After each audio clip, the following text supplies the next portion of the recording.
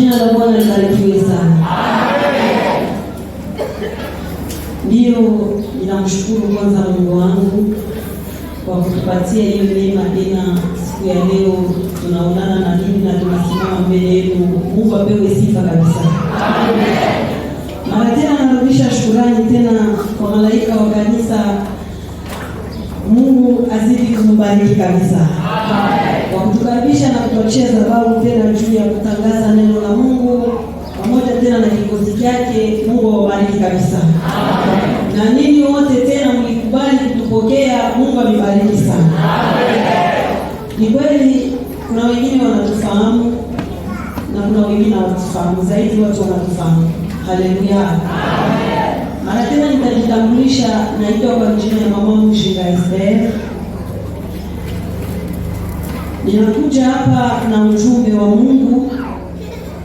Huu ujumbe ninakuwa nao sio juu ya kukwambia wewe uende Ulaya, na kuwa kukwambia kule unahitajia kwenda wewe Mkristo. Haleluya. Amen.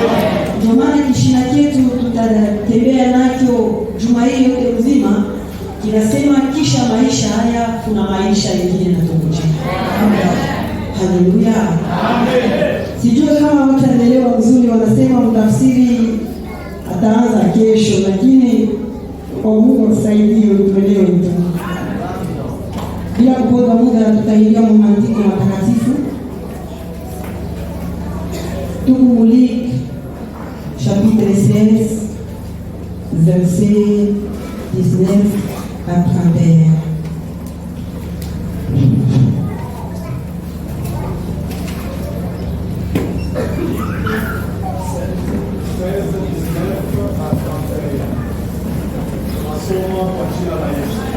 Amen. Il y avait un homme riche qui était vêtu de pourpre et de fin et qui chaque jour mena joyeuse et brillante vie. Un pauvre nommé Lazare était couché à sa porte pour faire d'ulcère et désirait de se rassasier des liens qui tombaient de la table du riche, et même les chiens venaient encore lécher ses ulcères. Le pauvre mourut et il fut porté par les anges dans les seins d'Abraham. Le riche mourut aussi et il fut enseveli. Dans les séjours des morts, il leva les yeux et tandis qu'il était en proie au tourment, il vit de loin Abraham et Lazare dans son sein. Il s'écria: Père Abraham, aie pitié de moi et envoie Lazare pour qu'il trempe le bout de son doigt dans l'eau et me rafraîchisse la langue, car je souffre cruellement dans cette flamme. 25. Abraham répondit: Mon enfant, souviens-toi que tu as récité bien pendant ta vie et que Lazare a eu le mot pendant la sienne. Maintenant, il est ici consolé et toi, tu souffres. 26. D'ailleurs, il y a entre nous et vous un grand abîme, avec ceux qui voudraient passer d'ici vers vous, ou de là vers nous, ne puissent les faire. Les riches dit: Je te prie donc, Père Abraham, d'envoyer Lazare dans la maison de mon Père, car j'ai 5 frères. C'est pour qu'il leur atteste ces choses, afin qu'ils ne viennent pas aussi dans ces lieux de tourment. Abraham répondit: Ils sont Moïse et les prophètes, qui les écoutent. 30. Et il dit: Non, Père Abraham, mais si quelqu'un des morts va vers eux, ils se rendiront. Amen. Papa anasema itakuwa uzuri atumike na interprete, sababu mama anapenda kila mtu asikie message vizuri. Alors Papa John passe sawa na vile Papa Reverend anatushauri. Amen. Amen. Baada ya kuingia huyu msomi, après avoir entendu cette lecture, naona inakuwa nazungumzia maneno ya ulimwengu ya pili.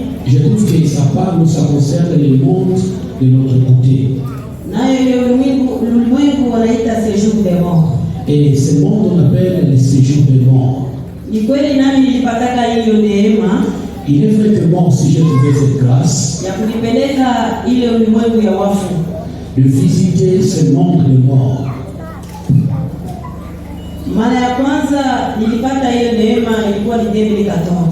La première fois que j'ai trouvé cette grâce, c'était en l'année 2014. Pour la deuxième fois, c'était en 2018. Et la troisième fois, c'était en 2023, l'année où nous sommes, au mois d'avril. Et dans le premier voyage et le deuxième voyage,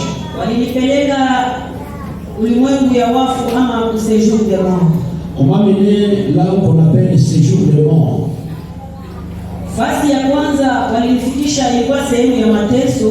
Le premier endroit où on m'a mené, c'était l'endroit de souffrance.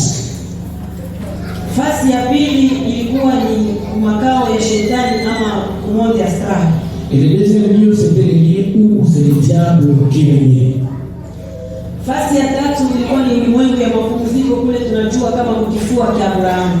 Et le troisième lieu, c'était le lieu de repos, le lieu d'Abraham. Et le quatrième lieu, c'était les cieux. Et pour la troisième fois, on m'a ramené encore au lieu de tourment. Après m'avoir retiré de ces lieux de tourment, on m'a encore ramené au lieu du cimetière. Après le lieu appelé le cimetière, on m'a encore ramené dans le lieu de sous-mer. Après avoir visité les eaux,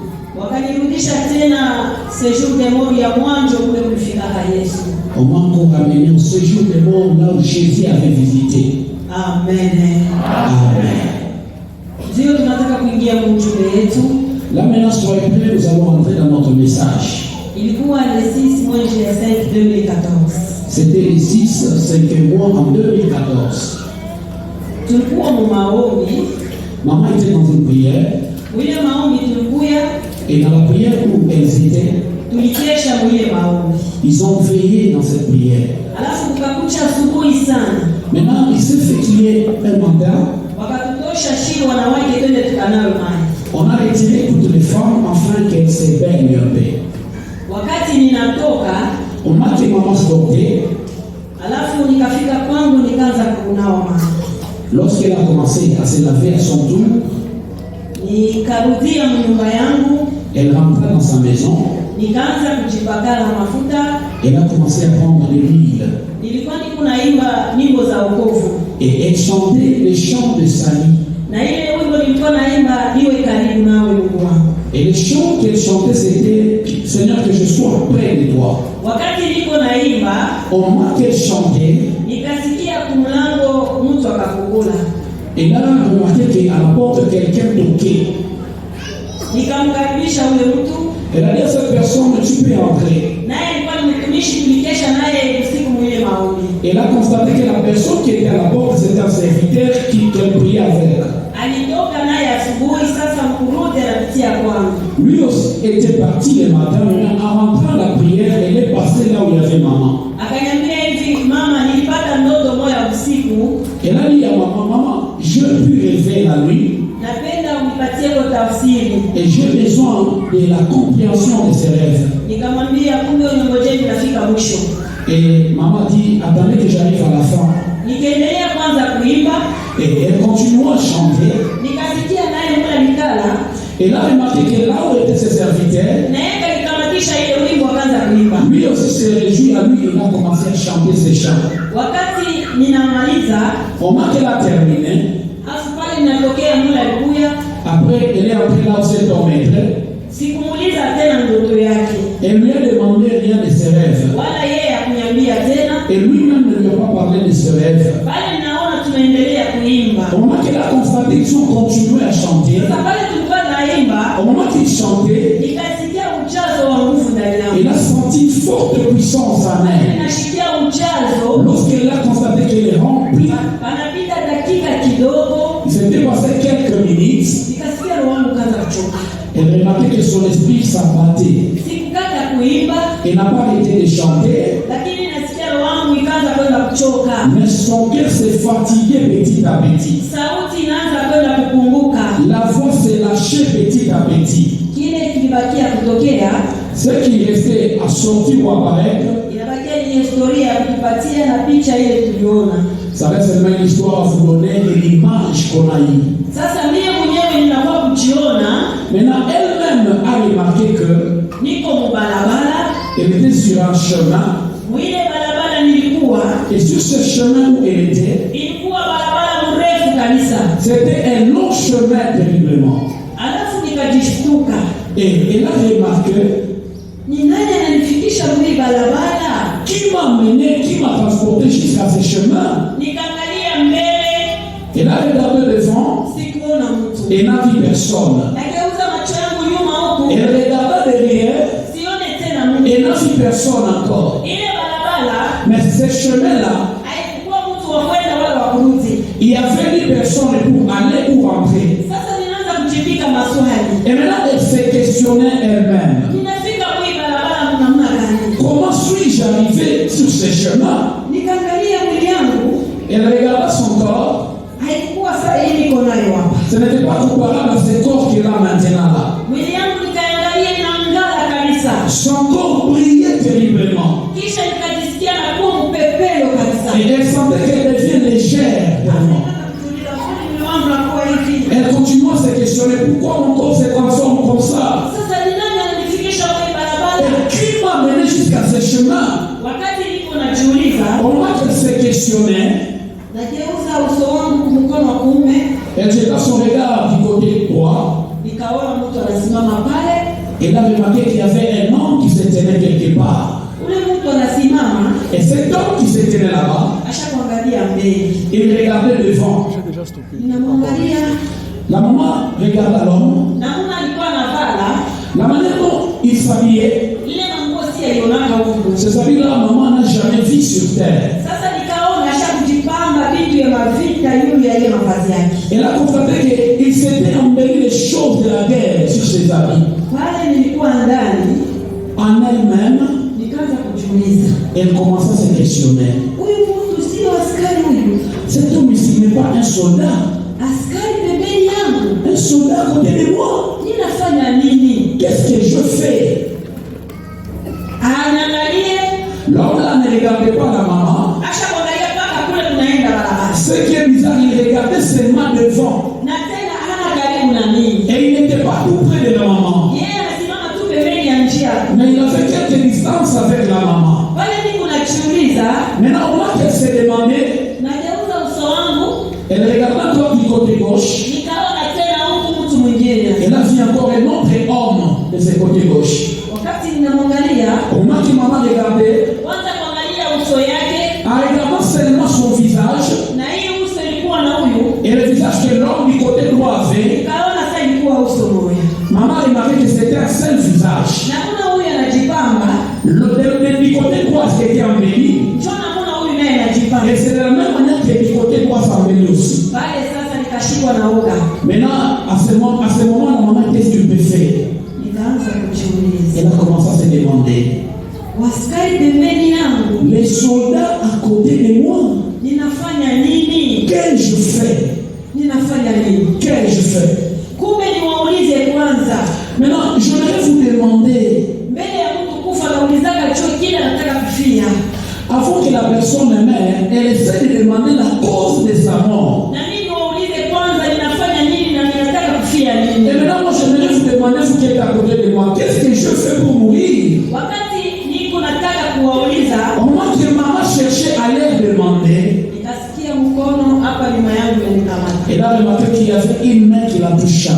Na nimeishikia ni mkono tu. Elle a senti vraiment que c'était une main. Ndani yangu nikafikiria kusema hivi. En elle pensa, Pengine huyu ni askari naye anatokea nyuma yangu. Peut-être celui qui me touche, c'est encore un soldat qui vient derrière moi.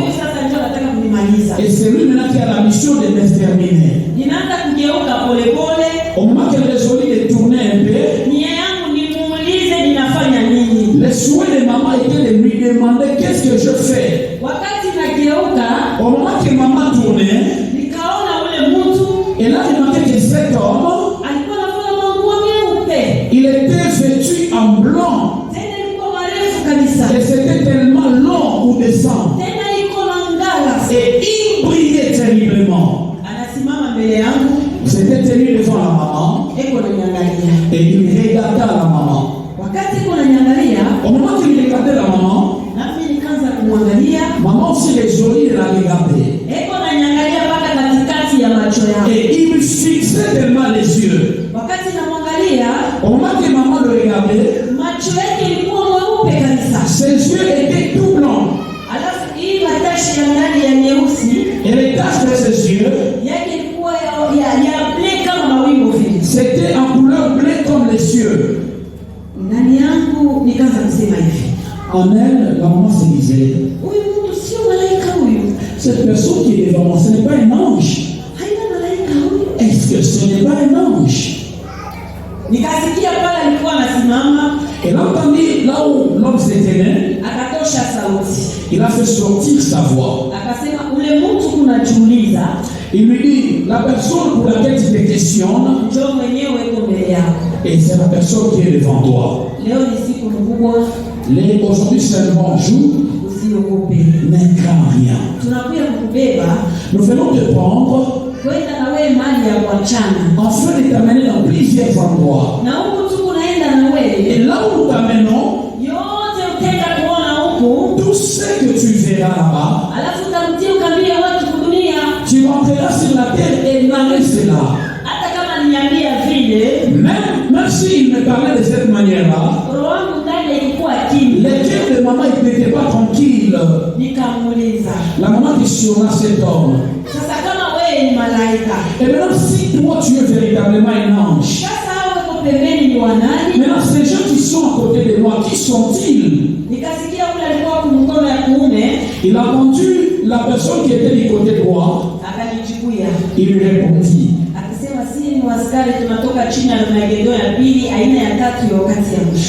Et bien nous sommes des soldats qui venons de la deuxième Armageddon pas pour le dernier temps. Et lorsqu'ils ont parlé ces choses, ça m'a tellement dépassé. La maman se questionna, le nom là de deuxième Armageddon, ça veut dire quoi? Et maintenant, celui qui était du côté gauche, il a pris le courage de bien expliquer à la maman. Il a dit, nous sommes les soldats qui combattent toujours pour les chrétiens et les hommes sauvés sur la terre. Et directement le cœur de la maman s'apaisa. Et là, ils ont commencé le voyage. Au moment qu'ils cheminaient sur ce chemin, là où ils partaient, en remarquant par ses yeux physiques, et là, remarqué qu'il y avait un autre chemin qui avait pris le côté gauche. Au moment qu'ils avançaient tout près, et là, vu que dans ce chemin-là, ils sortaient des grands oiseaux. Et ils contenaient des couleurs différentes et qui brillaient très bon. Et maintenant, ces oiseaux-là venaient dans ce chemin où ils tenaient. La chose qui dépassa à la maman, elle a remarqué que là où il y avait ces oiseaux-là, ces oiseaux-là disaient, approchez chez nous, approchez chez nous. La maman était stupéfaite, elle a regardé l'ange. Il a dit à cet ange-là, ici les oiseaux parlent. L'ange là s'approcha à côté de maman. Il tenait sa main. Il lui dit ceci. Là chez Dieu, tout est possible chez Dieu. Amen. Alléluia. Amen. tuendelee na safari. Elle a dit à la maman, continuons seulement notre marche. Siku itakuja, Un jour viendra tutakwenda hiyo barabara. et nous tiendrons ce chemin. Alafu hapo tunaanza kwenda, Et maintenant là, ils ont pris la décision de continuer à marcher. tukaacha ile barabara ilikuwa wa ndege tena sijui matokeo yao. Ils ont laissé le chemin où il y avait les oiseaux. Alafu sisi tunaendelea tena kwenda. Et on continue à partir. Mule tunaenda, Là où tu partais, tunafika tena fasi moja. ils sont arrivés quelque part. Naona yule malaika ananitangulia mbele, Il a constaté que l'ange a pris les devants. anafika fasi moja. Et l'ange était arrivé quelque part. Kuona kwangu palikuwa fasi penye kulima, Par la façon de voir les mamans, c'est comme c'était un endroit cultivé. akasimama pale Il s'est tenu debout là-bas. na mie nikachofa. Et la maman s'approcha aussi. Wakati nachofa, Au moment qu'elle s'était approchée, akaniuliza, l'ange questionna la maman. hii kwa hapo unaifahamu? Ce qui est ici, est-ce que as-tu connaissance de ça? Nikaiangalia, La maman a bien regardé. nikasema ndiyo ninaifahamu. Elle a dit oui, je connais ça. Ilikuwa ni mingi, C'était le maïs. ile mwindi ilikuwa inatoka inafika urefu hapa, Et ce maïs était déjà jeune jusqu'à ce niveau. lakini ilikuwa yote na fubara. Et c'était fané. Nikamwambia ndiyo ninaifahamu, ni mingi, lakini hii ina fubara. Elle a dit oui, c'est le maïs, je connais, mais c'est fané. Akaniuliza ina fubara, nikasema ndiyo. Elle a dit oui, tu as dû regarder, c'est fané. Maman a dit oui, c'est fané. Akaigusa, L'ange a touché cela. akaniambia hii unaona, Elle lui a dit, mais tu vois, ndio mfano wa watumishi na Wakristo weko kulia, c'est l'exemple des chrétiens qui sont sur la terre. weko makanisa, Ils sont dans les églises. wanafanya kazi yote wezekanayo makanisa, Ils font tout ce qu'il se doit ou ce qu'il faut dans les églises. lakini hawamogope Mungu. Mais en réalité, ils ne craignent pas Dieu. Mbinguni Au ciel, iko naona wao mfano sawa ya hii nje yenye kufubana. le ciel les traite ou les prennent comme les maïs fanés. Nikasema unasema hii ni mfano wa Kristo wale wa dunia na watumishi? Akasema ndiyo. La maman reposa encore la question. Tu dis que ce maïs, c'est l'exemple des chrétiens qui sont sur la terre. L'ange dit oui. Hapo ndani yangu nikaanza kujipiga. Maintenant, intérieurement, la maman se disait. Nikaanza kujipiga tena maswali. Elle se questionna encore plusieurs questions. Nini ananiambia mfano ya hii binti? Pourquoi il me parle l'exemple de ce maïs? Na mimi ninafanya nini? Et moi, qu'est-ce que je fais? Pale kunajipiga maswali, yeye anatamka kwa mtuta wa pili. Au moment que maman s'est posé des questions, l'ange sauta, il parta à un autre endroit. Nami nikachofa tena. Et la maman s'approcha aussi. Wakati nachofa, Lorsque la maman s'approcha, akaniuliza tena. l'ange me questionna encore. Alafu hii Et d'autres choses ici. nikasema ndio nayo ni mingi, Il dit, ça aussi c'est le maïs. lakini hii inakauka yote tu na kamuti na mizizi. Mais ça c'est sec, tout ensemble. Kuangalia urefu ulikuwa mpaka kule kumoya tu. En regardant la taille, ça tenait tout, ça contenait la même taille. Akaniuliza kusema inakauka? L'ange me questionna, oui c'est vrai c'est sec. Nikasema ndiyo hii inakauka. La maman dit, oui c'est vrai c'est sec. Akasema njoo mfano ya watumishi wa dunia. Il dit encore, c'est l'exemple des serviteurs qui sont sur la terre. Kisha kujua ukweli, Après avoir connaître la vérité, wakaacha njia ukweli ils prennent ou bien font le choix de laisser la vérité na kujiongoza na njia yao. et ils se conduisent de leur propre chemin. Mbinguni Au ciel, iko na waona mfano sawa ya hii ndio yukao. les traitent ou les prennent comme les maïs secs ici. Akaniambia hivi, Il lui dit encore ceci. na kwa juu ya hii mingi Et à propos de ces maïs, haina na bahati tena. ça n'a pas encore de la chance. Hii inaongojea moto. Ça attend que le fait. Nikaanza tena kujipiga maswali ndani yangu. Elle s'est encore de se questionner en elle-même. Juu ya nini eko nanipatia mfano ya hii mingi inafanya nini? Pourquoi il continue à me donner l'exemple toujours de maïs? Qu'est-ce que je fais? Pale kunajipiga maswali, Au moment que la maman se questionnait, akatamka tena kwa mkuta wa mwisho ulikuwa watatu. il sautait encore un autre endroit, c'était le troisième lieu. Na mimi nikachofa. Et la maman s'approcha encore. Akaniuliza alafu hii, Il lui demanda encore, alors ça? nikaangalia nikasema hii nayo ni mingi. Elle dit encore, ça encore c'est le maïs. Lakini hii inatoka mzuri na mboleo. Et ça c'est abondant, encore fertile. Akasema inatoka na mboleo. Il dit encore, ça c'est avec l'abondance. Nikasema ndio. Elle dit oui. Akasema Anasema njoo mfano ya watumishi na Wakristo waliohudhuria. C'est l'exemple encore des chrétiens, des serviteurs qui sont sur la terre, Weko ndani ya makanisa, qui sont dans les églises, wanafanya mapenzi ya Mungu et ils font le tout pour faire la volonté de Dieu, na wanatembea mboka ya Mungu et ils marchent sous la tente de Dieu, na weko mshiriki na Roho Mtakatifu. et ils sont sous la communion avec le Saint-Esprit. Mbinguni kunaona saa mingi yenye kutoka na moleo. Les ciels les traitent comme le maïs en abondance ou fertile. Hapo ndio niliona palianzia sababu. Et vous voyez que c'est là où commençaient les problèmes. Ni kweli maneno ile malaika alikuwa anasema huko dunia. Et il est vrai que le parole que l'ange parlait à propos de la terre, Wakristo wengi sana, plusieurs chrétiens, weko na chita Wakristo, ils s'appellent de chrétiens, lakini hawaogope Mungu. mais en réalité, ils ne craignent pas le Seigneur. Kuogopa Mungu ni kusema nini? Craindre le Seigneur, qu'est-ce que ça veut dire quoi? Ni kutengana mbali na maisha ya dhambi. C'est s'éloigner ou se séparer de la vie pécheresse. Kama mtu kwa maisha ya dhambi haogope Mungu. Lorsque la personne est dans la vie de péché, il ne craint pas Dieu. Unaweza kujita Mkristo kama kwa maisha ya dhambi au muogope. Tu peux t'appeler chrétien, mais si tu vis dans la vie de péché, tu ne crains pas Dieu. Leo utaona Wakristo wengi sana dunia. Aujourd'hui, tu vas constater que plusieurs chrétiens sur la terre Weko na kuya kwa kanisa na kusikia neno ya Mungu.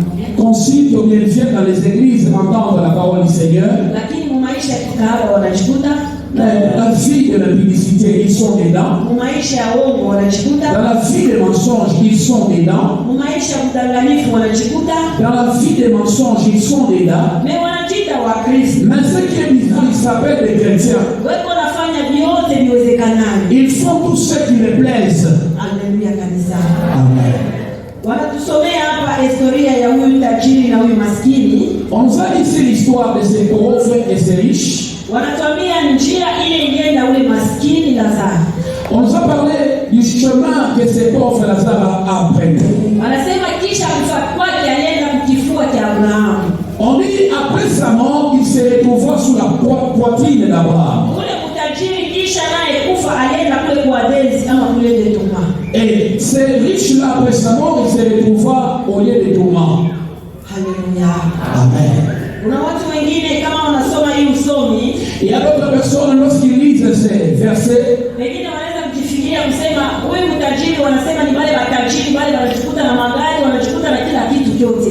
il y a des gens qui croient que le riche qu'on parle ici, c'est les riches physiquement, c'est les riches, les gens qui ont de maisons, de véhicules et de l'argent. Hii maneno wanaeleza hapa, Et le parole qu'on parle ici, wanaisema kwa fumbo na usemi wa unabii. on les parle en code et en prophétie. Ule mtajiri wanakuwa nasema Les riches qu'on est en train de parler ici, ni ule mtu bado yampatia Yesu maisha. c'est cette personne qui n'a pas encore résolu de donner sa vie à Jésus. Yeko naisha mu maisha ya dhambi. Il vit dans la vie des péchés. Anaweza kwasha kumpatia Yesu maisha lakini kwa maisha ya dhambi. Il peut se faire qu'il a déjà donné sa vie à Jésus, mais il vit dans la vie de péché. Akataka kufanya kukaaba anaweza kufanya. S'il lui semble bon de faire la publicité, il le fait. Akataka kuiba anaweza kuiba. S'il lui semble bon de voler, il vole. Kama tunaangalia mkimwili, Si nous regardons physiquement comme ça, maisha ya mtajiri la vie d'un riche, ni maisha ile inawezekana na kitu kyote. c'est une vie qui lui semble facile. Il peut vouloir faire ça, il le fait. Kitu kyote kinaenea. Toute chose lui semble aisée et facile. Mimi kimwili kama tunaangalia maisha ya maskini, Mais physiquement, comme si on regarde la vie d'un pauvre, anaweza kuwa na kiu ya kula nyama ya ng'ombe lakini hajiwezi. il peut avoir soif de manger la viande de bœuf, mais il n'y arrive pas. Anaweza kuwa na kiu ya kufanya kitu lakini asikiwezi. Il peut arriver la soif de voyager, il n'y arrive pas. Sasa wale maskini na wale watajiri wanasema, Maintenant, ces pauvres et cette catégorie de riches se disent, sio maskini wa kimwili. ce n'est pas les pauvres physiquement charnels. Huyu maskini wanasema hapa, Les pauvres qu'on est en train de parler ici, wanamsemea tena mu Matthieu chapitre 5 on parle encore de lui, Mathayo 5, verset 3. mstari wa 3. Anasema eli maskini wa roho, C'est là où la Bible dit, heureux le pauvre en esprit. sababu ufalme wa mbingu ni wao. Parce que le royaume des cieux lui appartient. Maskini wa roho anakuwa ni yule Mkristo. Le pauvre en esprit, c'est ces chrétiens-là. Mkristo anaweza kuona vitu vyote lakini bila vitu vyote halimwelekei. Ça veut dire qu'un chrétien peut voir toutes choses avec leur beauté, mais ça ne lui dit rien. Alléluia. Amen. Wakristo itengeneze. Les chrétiens, essayons d'arranger nos vies. Swala ya kwenda mbinguni, la question d'y accéder au ciel, haina vile watu weko nazania. Ce n'est pas la manière dont les hommes pensent. Niliona mastajabu yenyewe itapotea mkichwa yangu. Je vis des prodiges qui ne s'effaceront jamais dans ma tête. Asa kwako utulize. Et chez toi maintenant, essaie de se demander. Huko mwingi mkavu wala mwingi wa kufubala? Es-tu le maïs sec ou soit le maïs fertile? Wala mwingi yenye kutoka na moleo. Ou ce maïs-là qui a l'abondance? Beba zamiri. Prends ta conscience. Alléluia. Amen. Ule malaika kaniambia tuendelee. Et l'ange a dit à maman, continuons. Alafu tunaendelea na ile barabara. Et ils ont continué avec le même chemin. Tunafika fasi moja. Ils sont arrivés quelque part. Nikapika macho yangu nikaona mlango. Il regardait avec ses yeux, il a vu une porte. Wakati naona mlango mbele yetu, lorsqu'elle constata qu'il y avait une porte devant eux, naanza kuangalia huku sioni mwisho. Elle regarda de ses côtés droit, elle ne voit pas la fin. Naangalia tena huku sioni mwisho. Elle regarda du côté gauche, elle ne voit pas la fin. Sioni fasi ya kufungulia. Elle ne voit pas l'endroit où il faut cadenasser. Pale tunachofa, au moment qu'il s'approchait, nikaona ule mlango kaza kupanda. Elle a constaté que cette porte montait d'elle-même. Ule mlango unaanza kupanda. Et la porte montait d'elle-même. Wakati unanyanguka tu yumi yetu, au moment qu'elle a pris de l'ensemble devant eux, nikasikia ule malaika ananiambia tutamke ngambo. Elle a entendu l'ange lui dire, partons de l'autre côté. Wakati tunatambuka, lorsqu'ils ont pris l'autre côté, nikaona wale askari wakabakia. Elle a constaté que ces soldats-là étaient restés. Alafu tukatambuka mwili na ule malaika. Et ils sont accabés avec l'ange. Naona tena ile mlango kaza tena kufunga. Et elle a vu que cette porte s'est renfermée encore d'elle-même. Sasa mule tunatambuka. Maintenant de l'autre côté ils sont partis. Nikaanza kusikia makelele ya vilio. Et elle a entendu des cris de pleurs. Vile vilio mpaka vile unasikia kumonde. Ce pleur-là de la même manière que tu entends au morgue. Même à des morgues, les cris de la morgue ne sont pas comparables aux cris que la maman a entendus. Et les gens pleuraient réellement. Elle entendait le voix, mais elle ne voyait pas les gens. Et tournant ses yeux, elle s'efforça de regarder là où sortaient les voix. Et là, effectivement, une fumée terrible. L'ange lui dit, avançons. Et au moment qu'ils s'avançaient là où il y avait le voix, au moment qu'ils étaient arrivés tout près de ces voix-là, c'est maintenant que ses yeux s'ouvrirent et elle commença à voir les gens. Elle a vu les trucs là qu'on appelle là, c'était comme les kangas mohibi. Et ça faisait sortir du feu. Et elle constata que de l'autre côté, une personne a crié. Elle criait à l'égard de cet ange qui était à côté de maman. La personne a dit, Jésus, Jésus, pardonnez-moi, sauve-moi de cet endroit.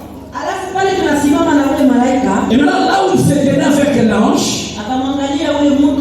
il a regardé cette personne et il a regardé la maman. Il a questionné la maman. La personne qui m'appelle là-bas, est-ce que tu la connais? Maman essayait de regarder la personne. Il a dit non, je ne la connais pas. Il a dit avance encore. La maman avança. Il a traversé ces canaux qui avaient du feu. Ce qui est à la maman de passer à ces canaux sans s'être brûlé, c'était ces corps c'est qu'elle portait ces jours-là. Maintenant, l'ange était resté à ce même endroit. La maman avança là où le papa criait. Elle a vu qu'il y avait tellement de feu. Et il s'est jeté. Au moment qu'il était arrivé tout près, il a dit à la maman, maman, j'ai besoin de l'aide. S'il te plaît, tu peux avoir pitié de moi. Parle à Jésus qu'il a pitié de moi. Qu'il a pitié de moi. Je suis un apôtre appelé Josué. La maman se demande, apôtre Josué. Maintenant, il dit oui, c'est le nom que les gens m'appelaient, apôtre Josué, c'est le nom que les gens m'appelaient. Et le nom que les gens m'appelaient, c'était le nom de Twendewababa.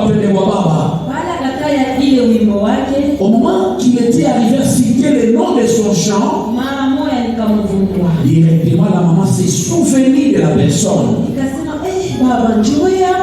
Et la maman dit, papa, c'est toi ici.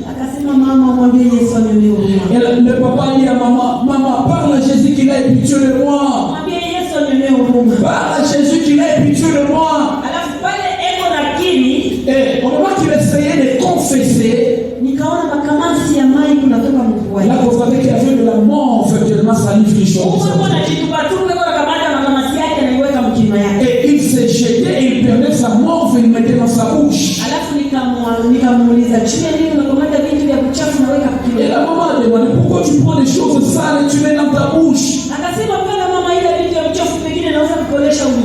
Il a dit, non, ce n'est pas des choses sales, je cherche des choses qui peuvent apaiser ma langue. C'est la première fois à la maman de voir la langue d'une personne.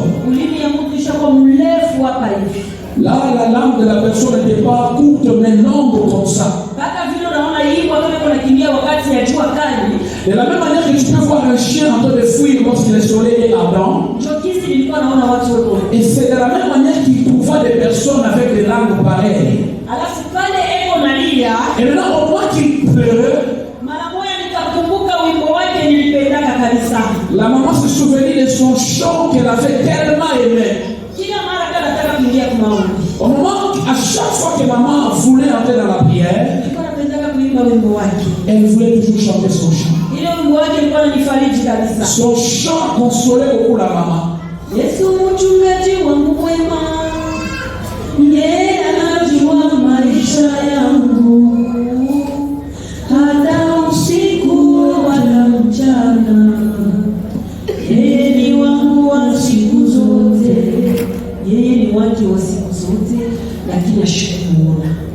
Il est pour lui de tous les jours, malheureusement, il ne lui a pas vu.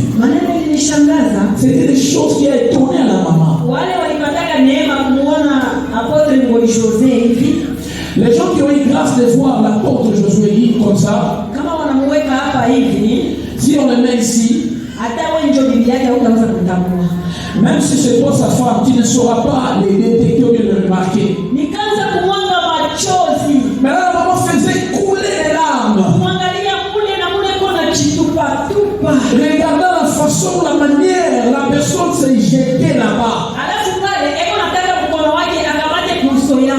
Et là, il cherchait que sa main touche le visage de la maman. Et maintenant, la maman n'a pas pu constater bien.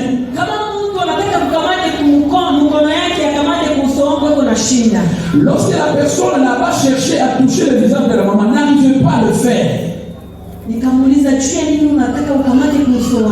maintenant, il a demandé à cette personne, pourquoi tu cherches à toucher mon visage? Il a dit, non maman, j'ai besoin même de tes larmes, là peut-être si je le bois, ils peuvent apaiser. Là, la maman s'est souvenue de l'histoire de ces riches. Il allait chercher même la miette d'eau.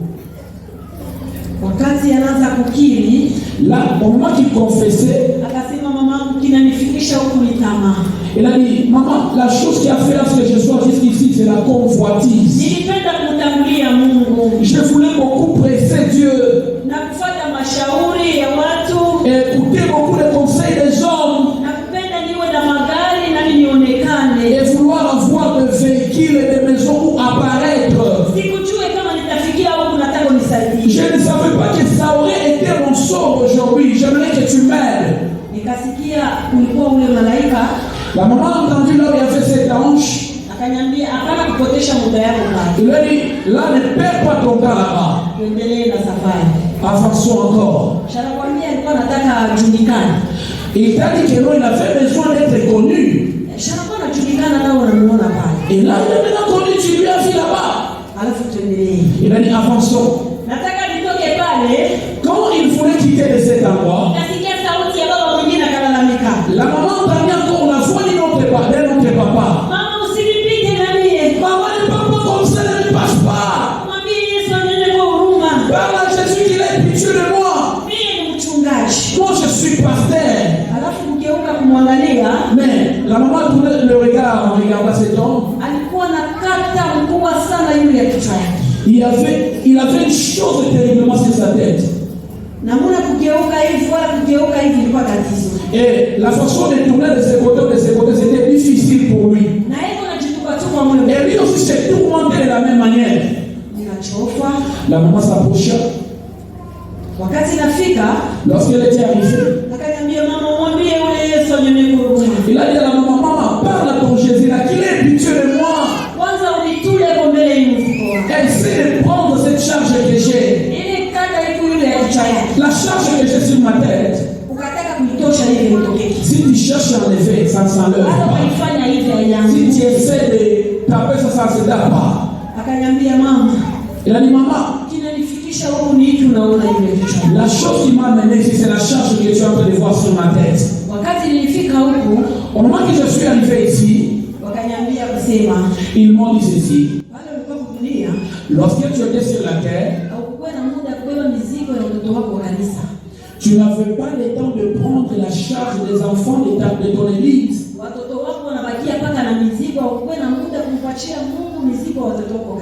Les enfants sont restés avec leurs charges. Tu n'avais pas le temps de prendre leurs fardeaux et les amener à Dieu.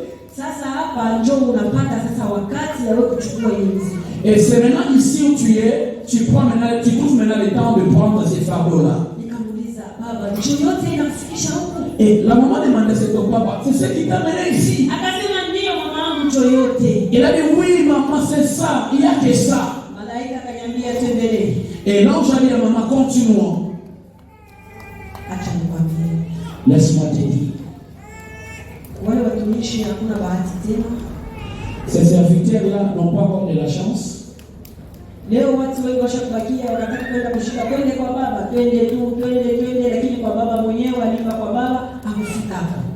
Aujourd'hui, plusieurs personnes, lorsqu'ils partent en terrain, ils chantent, allons chez Dieu, allons chez Dieu. Mais malheureusement, s'ils meurent, ils n'arrivent pas chez Dieu.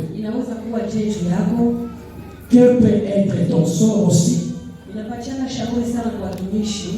Vous donnez beaucoup de travail aux serviteurs. Prendre seulement quelques temps pour donner à Dieu le parole. Le peuple que tu m'as donné, toute personne ici a son problème. Toi tu es Dieu et tu vois le problème de tout un chacun. Mais ne cède pas, essaie de répondre à tout un chacun de nous, Seigneur. C'est juste un peu de temps.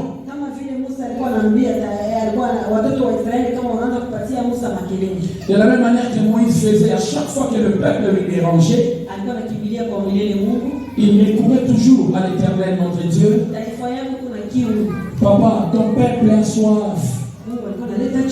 Et là, je finissais à donner la solution. L'ange a dit encore, ne perds pas ton temps là-bas, avançons.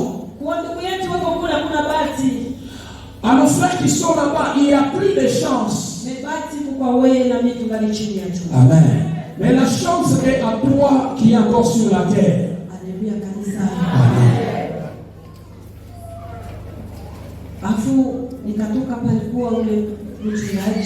Et maintenant, la maman s'est déplacée là où il y avait ses pasteurs. Au moment qu'elle a essayé d'avancer là où il y avait cet ange, elle a entendu encore une autre voix d'une autre personne qui a crié en disant: je suis aussi pasteur, ne me passez pas. La maman fait tellement mal à chaque fois qu'elle écoutait ces qualificatifs la pasteur. Et la manière qu'elle voyait le feu qui est là-bas. Si vous regardez la personne, si vous ne la connaissez pas, vous allez pleurer.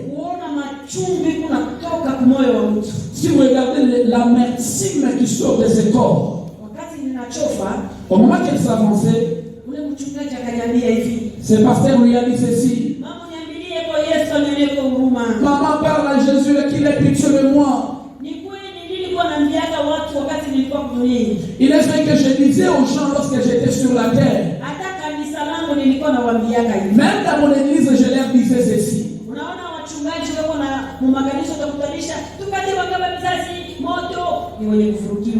Vous voyez les pasteurs là qui sont en train de dire aux gens: brisons les liens de famille, brisons le fait, ils sont troublés. On ne peut pas y arriver à briser les liens de la famille. On n'arrivera pas à jeter le feu. Comment est-ce qu'on va jeter le feu?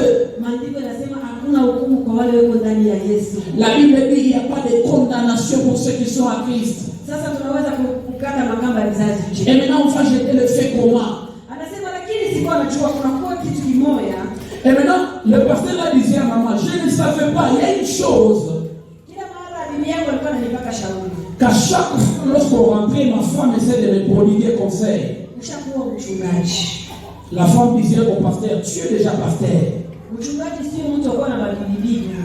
Un pasteur n'est pas quelqu'un qui doit avoir des femmes. C'est la honte de l'église. Et maintenant ce pasteur-là a dit à maman: la réponse que j'ai donnée toujours à ma femme, au conseil que la femme donnait au pasteur là, avant que je te réponde, ma femme, regarde d'abord mon père, regarde d'abord mes frères, et après tu auras la réponse de la question que tu me poses. Il a dit: maman, je ne savais pas aucune chose, parce que mon père était polygame. Mes frères avaient toujours 2 femmes, 3 femmes dans la polygamie. Et moi aussi, je ne savais pas que c'était un lion qui m'a tué aussi. Et si ça m'arrive jusqu'ici, c'est le lien que tu constates sur mon pied. Et maman avait tellement mal. La chose que ce pasteur a parlé, il a parlé la vérité. Romains chapitre 8 verset 1 inasema hivi. Warumi 8 mstari wa kwanza ça dit ceci. Hakuna hukumu kwa wale wako ndani ya Yesu. Il y a plus encore de condamnation pour ceux qui sont en Christ. Acha nikufasirie vizuri. Attendez que je vous explique un peu. Unajua kwa watu wengine huko dunia, vous savez, il y a d'autres personnes ici sur la terre. Premièrement, ça sera très difficile pour eux enfin de voir Jésus. Plusieurs personnes s'appellent des chrétiens, mais ils n'ont jamais cru au Seigneur Jésus étant Seigneur et Sauveur de leur vie.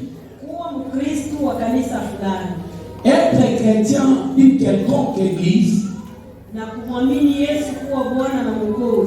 et croire en Jésus étant Seigneur et Sauveur, c'est des choses différentes. Si tu n'as pas encore cru en Jésus étant Seigneur et Sauveur, mais tu réalises que tu es dans une église et on t'appelle chrétien de cette église, Les jours que tu quitteras la terre, ça t'amènera au lieu des païens. On parlera de ça un autre jour. Mais pour ces gens-là qui ont déjà cru en Jésus étant Seigneur et Sauveur, vous voyez, la personne écoute la prédication, il est touché par la prédication, il prend des résolutions afin de donner sa vie à Jésus étant Seigneur et Sauveur.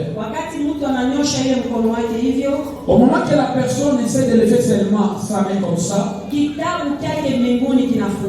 les livres de souvenirs au ciel s'ouvrent directement. Et directement, il est compté parmi les chrétiens. Mais il y en a d'autres personnes, ils n'ont jamais cru en Jésus étant Seigneur et Sauveur. Il élève seulement sa main comme ça, je reçois le Seigneur comme Seigneur et Sauveur. Laisse-moi te dire, lorsque tu quitteras la terre, tu te retrouveras au lieu des païens. Pour ces gens qui ont déjà cru en Jésus étant Seigneur et Sauveur, il est vrai qu'ils ne sont plus encore sous la loi. Vous savez, lorsque la personne croit,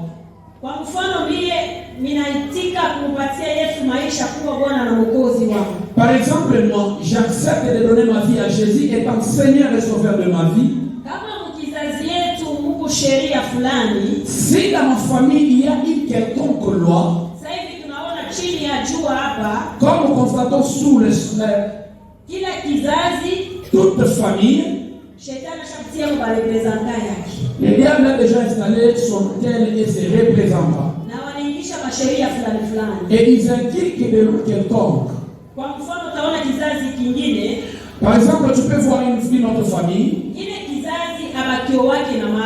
Cette famille-là, pour voir une femme être épousée avec de l'argent comme ça, c'est tout un problème. Si c'est facile, vous allez voir, il y aura la grossesse. Mais pour les épouser officiellement comme ça, c'est tellement compliqué. La grande fille, on l'a fait enceinte. À l'autre aussi, on l'a fait encore amener des forces comme ça. C'est la famille pour voir qu'il y a une femme qui est mariée ou bien épousée officiellement, c'est tout un problème. Ça, c'est les lois que les diables installent dans les familles. Tu remarques que votre famille, c'est la souffrance et la misère. C'est toute la famille se ressemble, combien confort. Amen. Il y a d'autres familles pour enfanter, c'est tout un problème. Et maintenant, lorsque la personne croit en Jésus étant Seigneur et Sauveur, si dans la famille où il était, il y avait des lois quelconques, la personne là ne vivra plus encore des lois de cette famille. Parce que lui quitte, il devient habitant du monde de lumière. Et il n'y a plus de condamnation sur lui. Maintenant, s'il pêche, la loi va les rattraper. Il deviendra encore sous la loi. Voilà pourquoi tu verras par la sagesse des serviteurs. Voilà pourquoi par la sagesse des serviteurs, il nous amène toujours à briser les lois et les liens. Parce qu'il constate qu'il y a le péché qui caractérise les mondes. Entendre même, il y a le péché. Même en pensant, tu peux regarder, tu pêches. Alléluia. Amen. Pour ceux qui sont en Christ, il n'y a plus de condamnation. Mais si tu pêches, tu reviens encore sur la loi. Là, il te sera demandé de couper les liens de cette loi. Il peut se faire que tu es un pasteur, ou soit un serviteur. Mais quelque part, tu peux avoir des lois, des liens de ta famille. Et ces lois continuent à te réclamer jusqu'à présent. Parce qu'aujourd'hui, on est en train de voir plusieurs chrétiens. Mais si vous les regardez bien, ils sont encore sous le loi et les liens de la famille. Alléluia. Amen.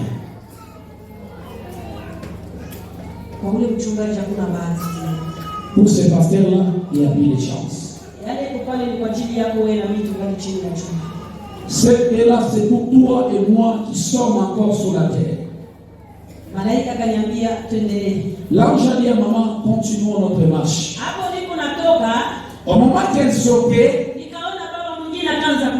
elle a vu encore un autre père en train de pleurer. Maman, aide-moi. Moi, j'étais ancien de l'église. Et là, dans cette église-là, on m'a fait donner la responsabilité de garder la finance. Maintenant, c'était arrivé à un certain moment. Le pasteur était venu prendre une partie de cette somme et il était parti faire quelque chose qui concernait l'église. Et il était resté une partie d'argent. Et maintenant, à moi, j'avais des planifications de déménagement. Aller à un autre pays. Et maintenant, au moment que le temps est venu, je voulais déménager. J'ai pris cet argent. Je me suis dit, cet argent, je ne vole pas d'abord au pasteur. Ce n'est pas d'ailleurs pour lui. C'est les chrétiens qui offrent. Et moi, j'ai pris cet argent. Je suis parti avec. Maintenant, là où je déménageais, c'est là où la mort m'est venue. Et je vis quelques anges en train de me dire, tu voulais emprunter ce chemin. Maintenant, tu ne prendras plus ce chemin, tu vas prendre l'autre. Maintenant, l'ancien a demandé pourquoi je vais prendre ce chemin au moment que j'étais ancien de l'église. Il lui a dit, tu vois ce chemin, les voleurs n'y arriveront pas à accéder à ce chemin. Il a dit, non, moi je ne suis pas voleur, j'étais ancien de l'église. Ils lui ont dit, regarde devant toi. Il a regardé devant lui. Il y avait une télévision. Et ça montrait le panier des offrandes. Maintenant, là, il plairait. Il a dit, maman, parle le Père Jésus. Qu'il me donne même 2 minutes. 2 minutes seulement. Que je rentre sur la terre. Parce que j'avais laissé ma maison et mes vélos. Que j'aille vendre ça afin que je paye la dette de Dieu. Il y a plus de chance. Où est-ce que chemin pour retourner sur la terre? Aujourd'hui, tu verras dans les églises, les gens n'ont plus encore la paix. Tu vois quelqu'un qui compte l'argent de l'église et il prend même l'autre, il cache. Les gens ne te verront jamais. Mais le ciel et la tête de Dieu, même si tu confesses, tu dois payer. Peut-être tu étais dans un quelconque département.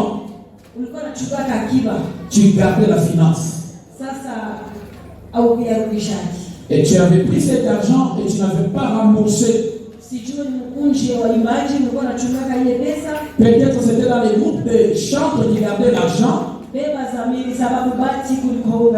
Fais fonctionner ta conscience parce que la chance est pour toi qui respires. Ici sous la terre, Nous avons encore une grande chance pour une personne de croire en Jésus comme Seigneur et Sauveur. Et il est demandé de transformer ou de changer ses comportements. Et aussi demander pardon, confesser et avoir accès au pardon.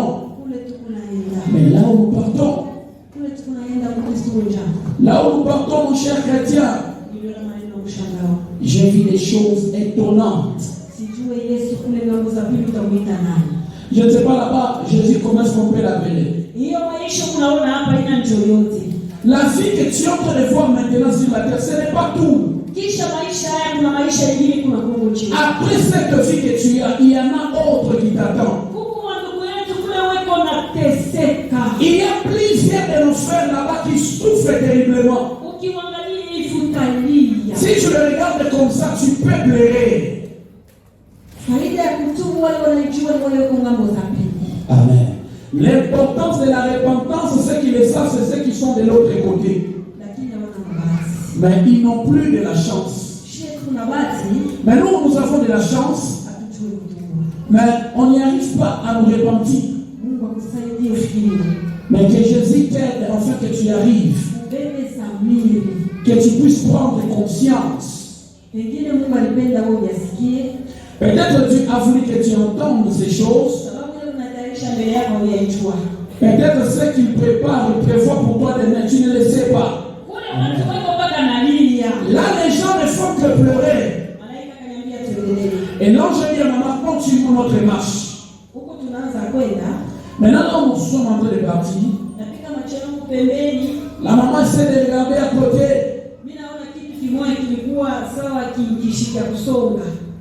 Elle a vu, il y avait quelque chose comme statue, une statuette.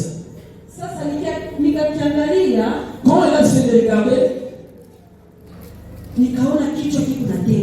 elle a constaté que la tête de ces statues a bougé. Et la maman s'est avancée.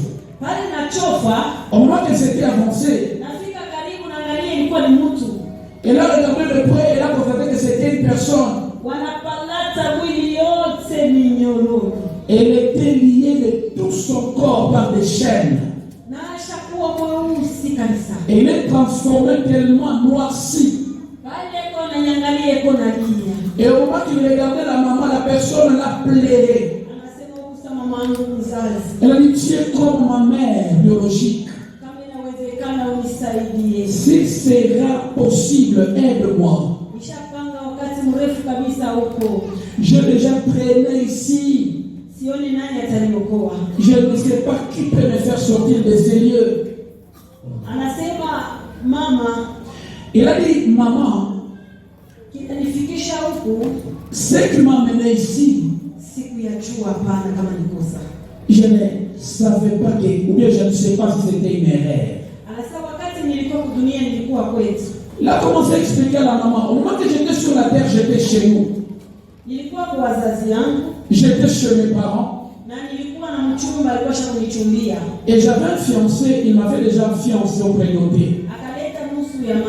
Il a mené quelque chose de la dot. Une partie de la dot et une autre partie était restée. Et maintenant je vis un autre homme. Et cet homme-là que je vis était tellement beau. Et la femme a dit, je n'ai jamais vu un homme beau comme celui-ci. J'ai commencé à vivre avec cet homme. Mes parents commençaient à me prodiguer des conseils. Toi, n'est-ce pas que tu as un fiancé ici? Et il a déjà même prédoté. Il a dit à maman, je disais à mes parents ceci. Ce fiancé-là, je l'ai accepté seulement, je peux lui parler, il est tellement moche.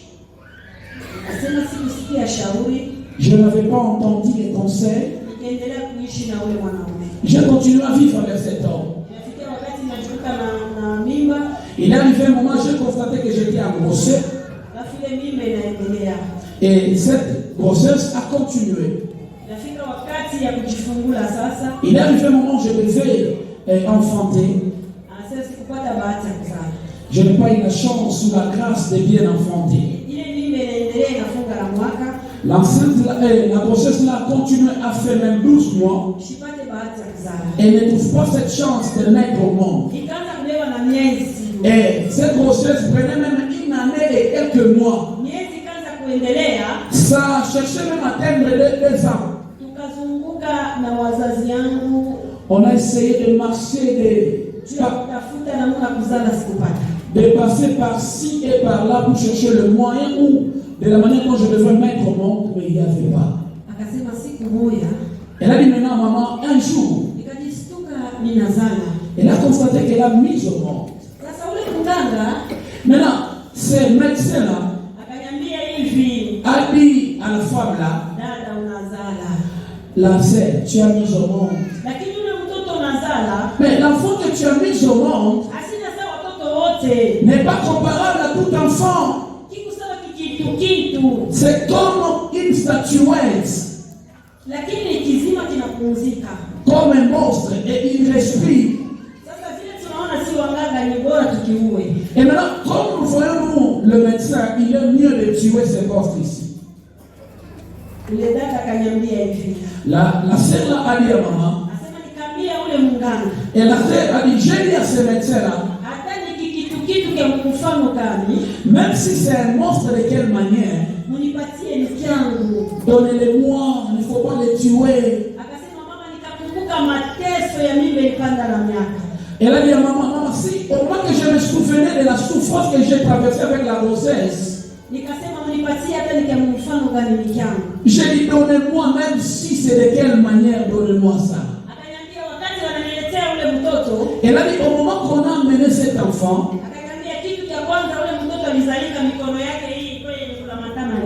elle dit, la première des choses, cet enfant était mis, ses mains étaient liées ou croisées. Et il avait des dents dans toute sa bouche.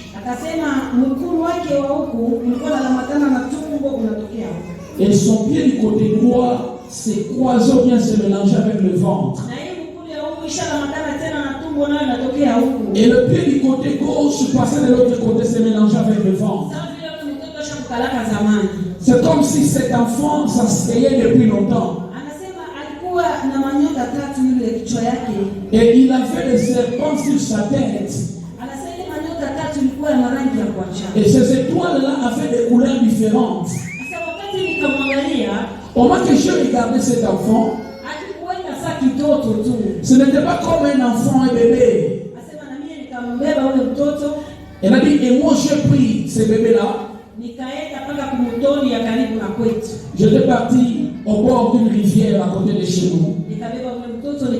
J'ai pris cet enfant et j'ai jeté. Maintenant là, et la femme n'a pas dit à maman la mort de cet enfant était comment. Elle a dit maintenant, au moment que je suis arrivé ici, on lui a dit, toi tu vas souffrir ici à cause du travail que tu as laissé sur la terre. Elle a dit, quel travail que j'ai laissé sur la terre? On a dit, on a placé une télévision devant elle. Elle a dit, maman, j'ai vu même les jours que j'avais mis au monde. Même les jours que je prenais cet enfant et lui jetais dans la rivière. C'est que je voyais ça sur cette télévision. Elle a dit, même les choses qui m'ont étonné ici, j'ai vu de la façon dont j'ai jeté cet enfant. Et j'ai constaté qu'au milieu de cette rivière, il est sorti des personnes qui étaient sorties avec cet enfant. Et il partait avec cet enfant vers les montagnes. Et elle a dit à la maman, cet enfant jusqu'à présent, cet enfant est sur la terre.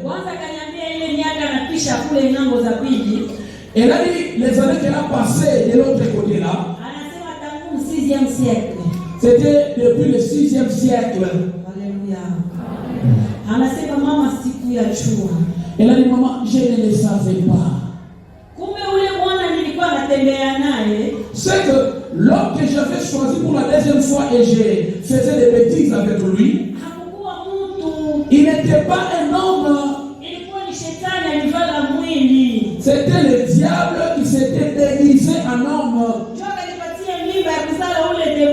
Et il m'avait enseigné enfin de mettre au monde de ces démons-là.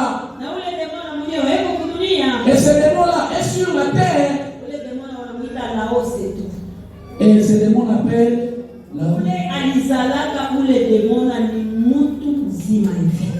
la personne qui avait mis ces démons-là, qui avait donné vie à ces démons, c'est une personne vivante comme ça. Je peux vous dire ceci, la chose qui a mené cette sœur là-bas, c'est la convoitise. Comme dans notre siècle ici, plusieurs personnes font de l'impudicité avec des démons. Ils font de bêtises avec des démons qui viennent par ailleurs. L'ange a dit à maman, avançons encore. Au moment qu'ils avançaient,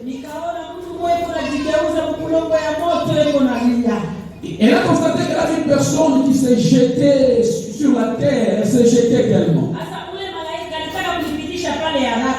Maintenant, l'ange voulait la faire passer rapidement là-bas. Au moment que maman avançait pour regarder cette personne, de l'autre côté là-bas,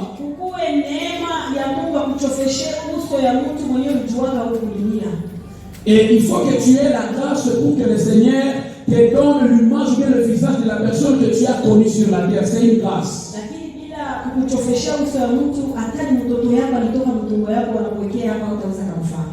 Mais si tu ne trouves pas cette grâce de te donner ce visage de la personne, même si c'est l'enfant que tu as mis au monde, tu ne sauras pas le reconnaître.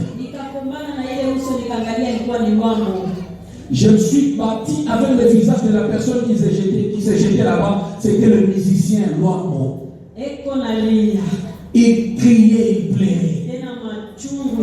Il plairait amèrement. Lorsqu'il a levé son visage, il a vu la maman. Il a dit à la maman, le monde m'a montré tout le bonheur. Mais le monde m'a caché la réalité que je vis maintenant. Là encore, il s'est encore jeté. Et l'ange a dit, passons. Il arrive pour un autre endroit.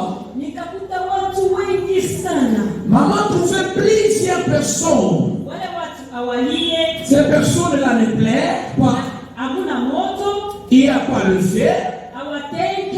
Il ne bouge pas. La maman demandait à l'ange.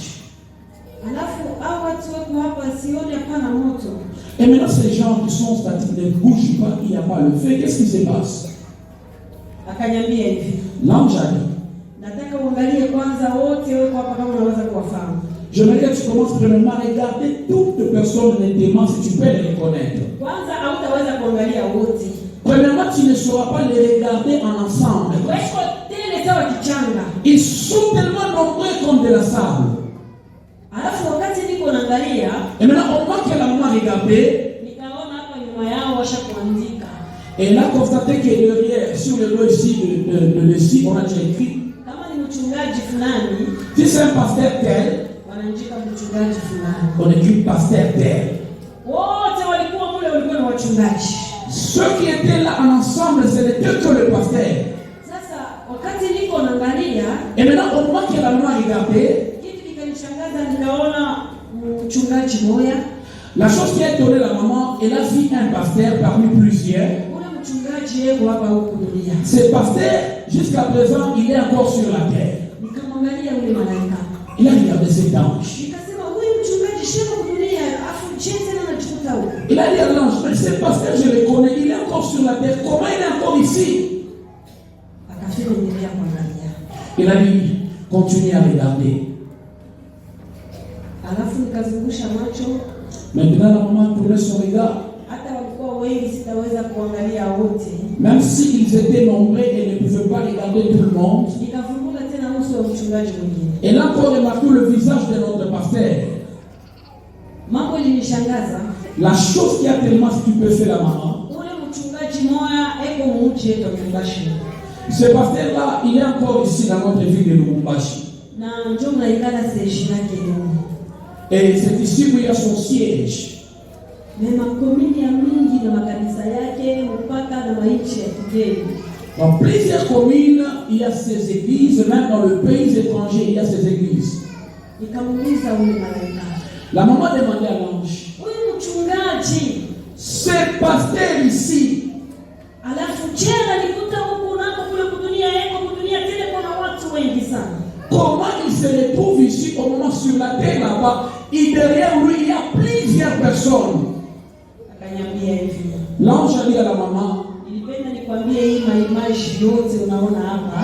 Je voudrais te dire que toutes ces images que tu vois ici, hata kama iko kudunia, même si elles sont encore sur la terre, je nilikwambia mingi mikavu. c'est ce que je t'avais dit, c'est le maïs sec. Hata kama iko kudunia kwa hakuna bahati. Même s'ils sont encore sur la terre, mais pour eux, il y a bien encore de la chance. Ces pasteurs-là, ici, même plusieurs personnes les connaissent. Et l'autre encore, le premier que j'ai reconnu au visage, son siège est à Bujimai. Ici et par ailleurs, il y a ces églises. Kuna mwimbaji mmoja alikuwa anaimba wimbo mmoja zambi mumanya ukalenga mumanya alikatayaka huyo mchungaji mmoja. Il y a l'un des chants qui avait chanté chant Zambi Mumanya. Dans son chant là, il a cité même les noms de ces pasteurs là.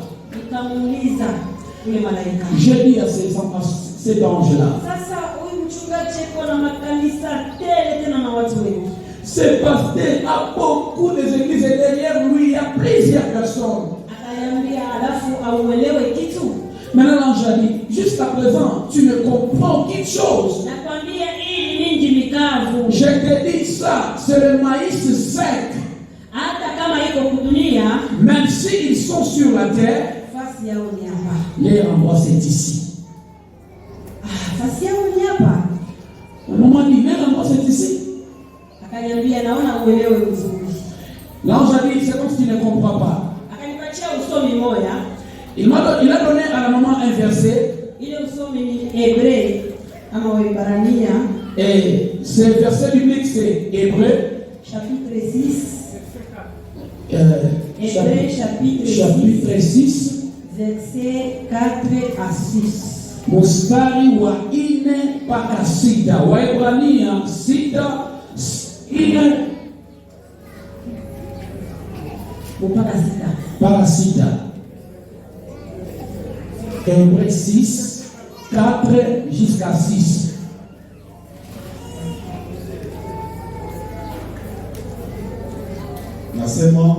Car il est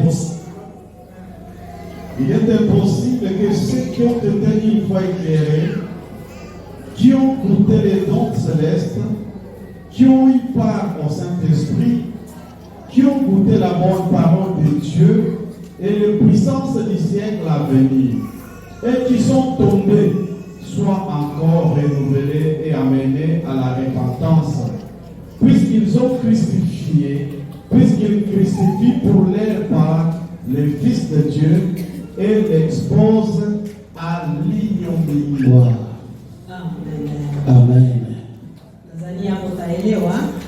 J'espère bien que là, avec la lecture, nous avons compris. Il est tellement impossible à ces gens qui ont goûté à la beauté du ciel qu'ils tombent et qu'ils soient renouvelés. Même s'ils se repentent, pour eux c'est impossible. Amen. C'est impossible pourquoi? Parce qu'eux ont connu la loi du Père. Vous savez, plusieurs pasteurs, ils n'arriveront pas à parler devant les yeux de l'Éternel parce qu'eux maîtrisent la loi du Père. Alléluia. Amen. nilishinda kuendelesha tena. Et là, la maman n'a pas pu continuer. Akaniambia tu. L'ange lui a dit continuons. Kule tunaenda. L'autre endroit où ils sont arrivés. Nikasikia tena vilio watu wako nalalamika kule. Et là encore remarqué qu'il y avait encore le cri, les gens pleuraient. Sasa kama watu wako nalia. Maintenant au moment que les gens pleuraient. Ule malaika anabakia hapa.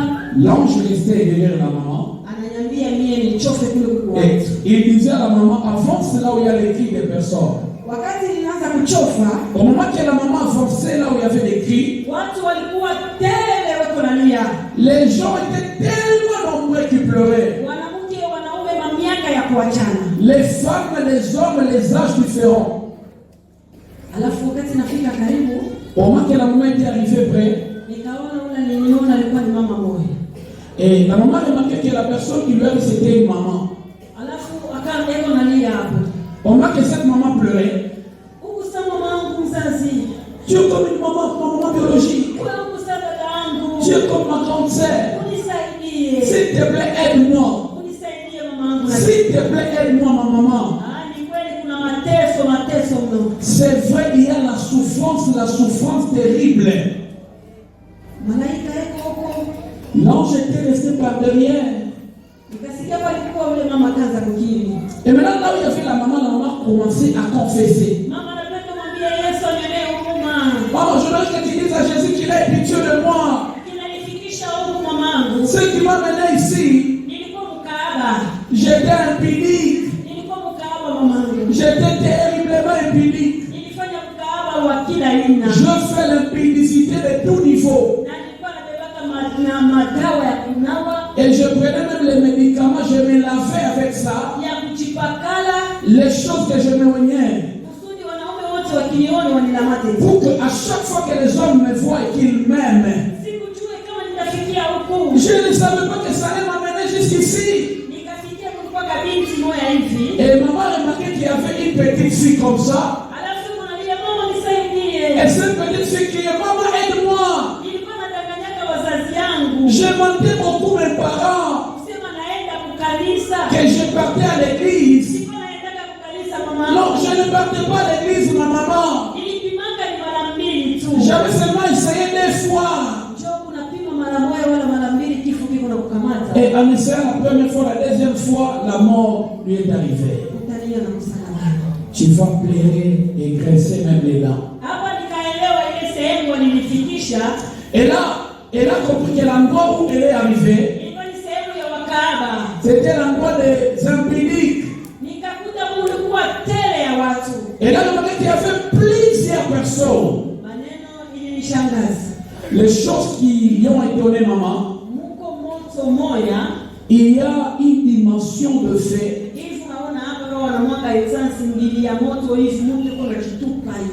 C'est comme si on versait l'essence, on allumait, la personne s'est jetée là-bas. Là, nos frères qui sont là-bas ne savent pas que là on est le jour, ou soit là on est la nuit, non. Ce qui est là-bas, c'est le plaire et plaire. Et maintenant la maman essaie de regarder encore. Elle a vu la nudité de cette sœur. Maintenant la chose qui a créé la crainte à la maman et ajouter la dimension de la crainte de Dieu en elle. Elle a vu des choses étonnantes. Cette sœur, son habit était plié jusqu'à son ventre. Et sa nudité se voyait. Mais au moment qu'elle confessait, en regardant, la maman a vu sa nudité. La maman dit à cette sœur, essaye de baisser ton habit. Elle a dit non, si je baisse, ça va me faire encore mal sur la plaie que j'ai. Et maintenant, la maman a essayé de remettre son raisonnement en regardant. Elle a dit oui, il y a vraiment de l'amertume. Toute femme qui est là-bas, vous allez voir que sa nudité dégage le feu. que ce soit pour un homme, que ce soit pour une femme, les choses qui ont étonné la maman, si tu regardes le pied d'une personne, ça s'est divisé ou bien ça s'est brisé comme le poisson qu'on est en train de... Tu ne peux pas regarder deux fois. Nos frères et sœurs qui sont là-bas, la manière dont ils pleurent de la souffrance qu'ils subissent, si tu me regardes comme ça, si c'est chez nous sur la terre où nous sommes, tu vas dire cette personne veut rendre l'âme. Mais là-bas, il n'y a pas les choses de rendement de l'âme là-bas. Et le corps de la personne se déchire par le feu. Mais la vie qui est sur le corps de la personne ne se brûle pas. Si c'est les hommes, les pantalons est jusqu'à leurs pieds. C'est baissé. Leur dignité dégage le feu. Et si vous regardez les dessous par où ils piétinent, c'est le feu. Je vous dis, mes frères, ici sur la terre, il n'y a pas la souffrance. Mais de l'autre côté, je ne sais pas comment est-ce que tu peux appeler Jésus. Il y a une forte souffrance que le monde n'a jamais connue. La souffrance qui pousse la maman de se demander, de se questionner chaque fois.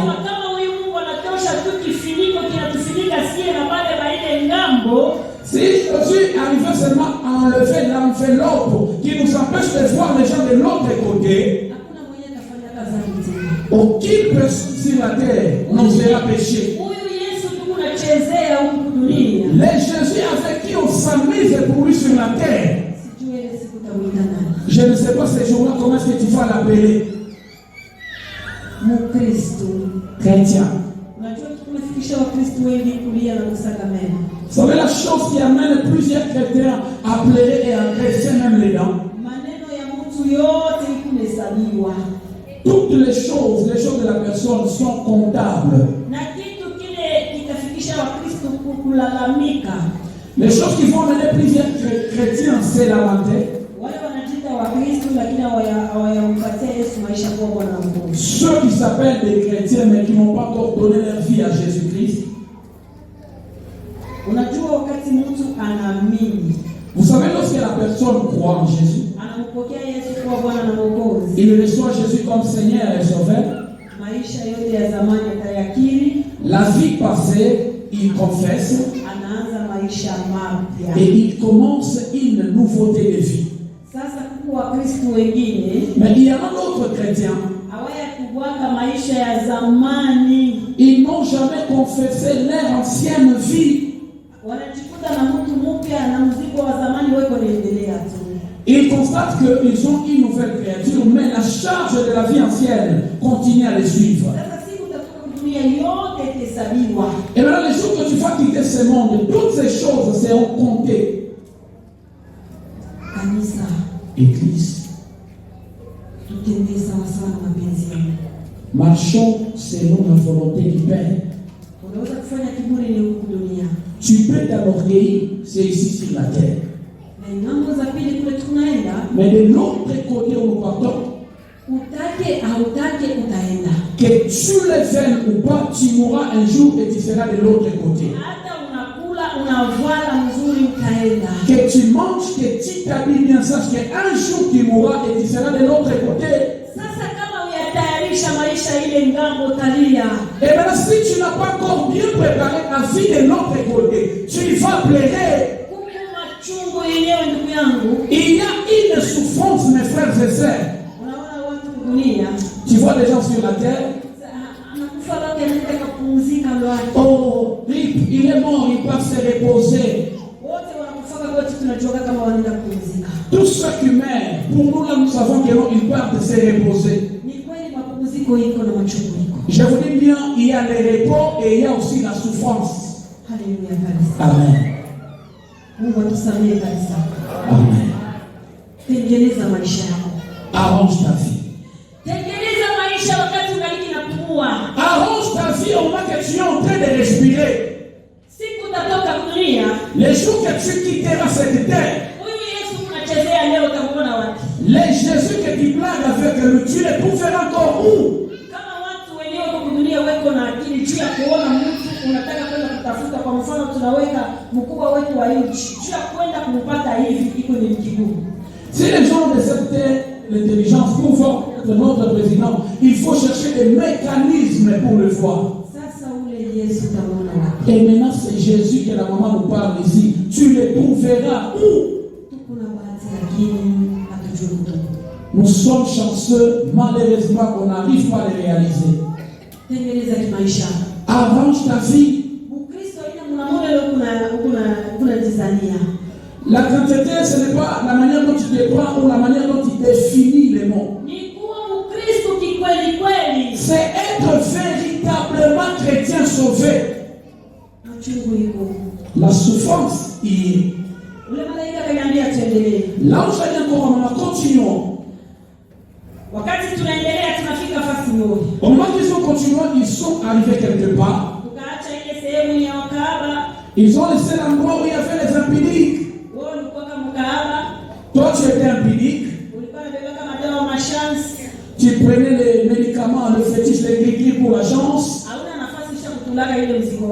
Nulle part tu as déposé ces fardeaux-là, les gris. Mais là, présentement, tu es dans l'église et tu t'appelles chrétien. Et là, tu t'appelles chrétien. S'il te plaît, utilise ta conscience. Fais fonctionner ta conscience. L'ange a dit à maman, continuons.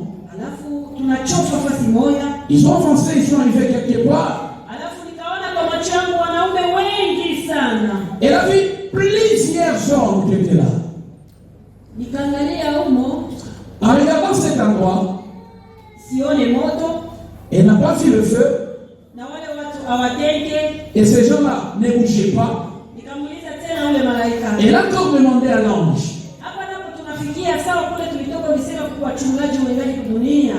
Ici aussi, c'est l'endroit semblable à l'endroit des pasteurs qui sont encore sur la terre. L'ange a dit à maman,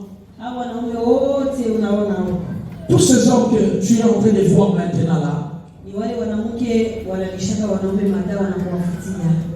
c'est ces gens d'hommes ou bien de femmes qui prennent des médicaments pour encouffer leurs hommes.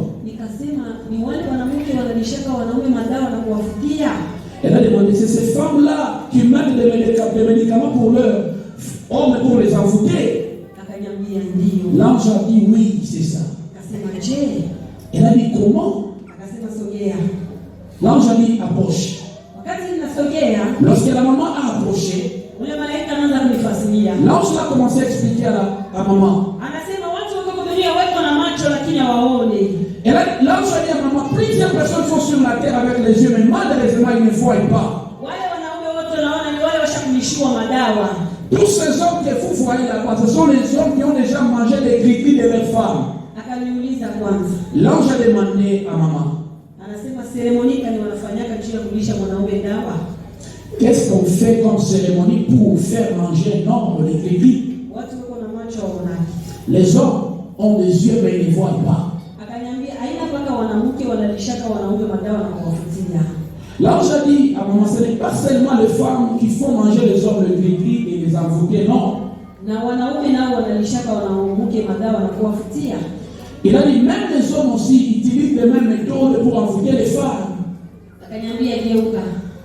Il a dit à maman, retourne-toi. Lorsque maman regardait de l'autre côté, elle a constaté qu'il y avait plusieurs femmes.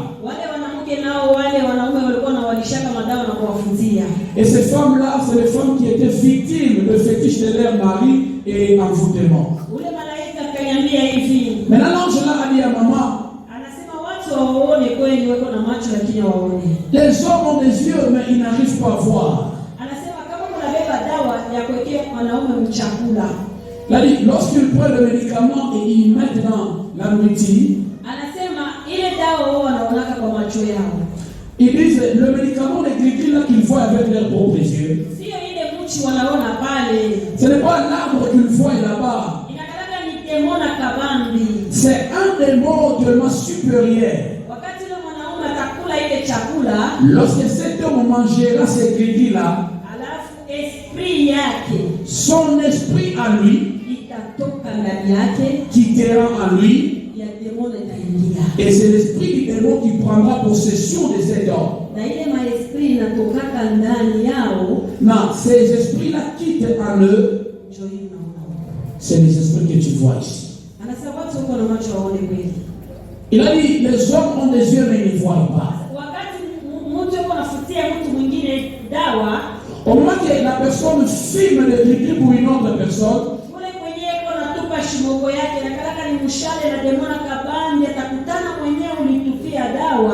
l'endroit où il amène sa fumée là-bas, c'est un démon ou une flèche d'un démon qu'on jette là-bas.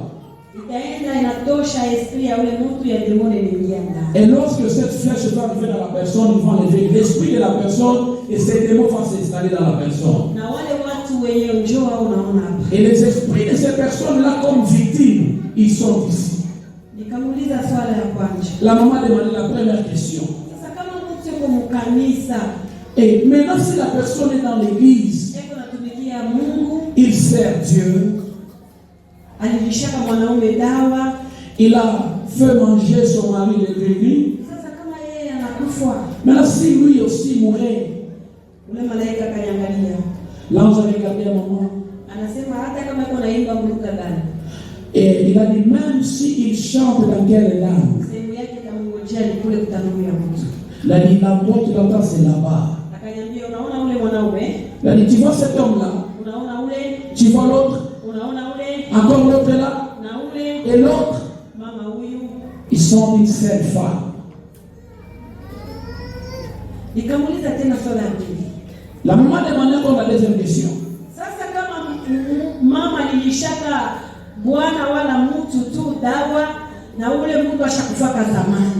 Et maintenant, si une femme a fait manger à un homme de gris et que cette personne-là qui avait mangé est mort, il a dit ceci. Avance. La maman a avancé. L'ange lui a dit, regarde de l'autre côté. La maman, l'ange lui montrait. La maman a vu plusieurs personnes. Il a dit, toutes ces personnes que tu vois là-bas, ils sont déjà morts. Ils ont déjà quitté la terre. C'est que vous dites mourir. Là où ils sont en train d'attendre les gens qui leur avaient fait manger des gris-gris. La personne qui avait fait manger ces gens des gris-gris, lorsque son tour viendra aussi de quitter la terre, il viendra ici et va rapporter cette personne. Et c'est là que la personne sera sauvée là-bas. Et il sera d'abord mesuré à l'endroit où nous avons passé. Ses œuvres, avant qu'il ne mange des crédits, seront mesurées. Si elles étaient bonnes ou mauvaises.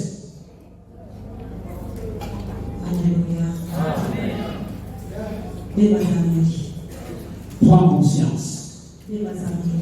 Prends conscience.